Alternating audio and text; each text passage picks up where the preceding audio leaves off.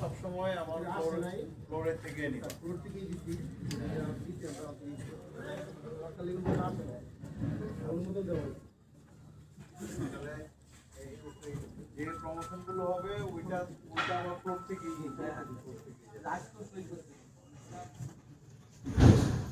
Motorcycle এবং cycle garage কি সমাধান হইলই না।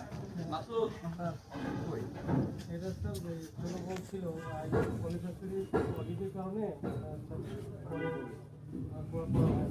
এখন করবা কোন জায়গায় ওইখানেই কর, ওইখানেই করো অস্থায়ী। আচ্ছা যখন ভাঙতে হয় তখন ভাঙলো করো, এইটা একটা বিষয়, এটা করো।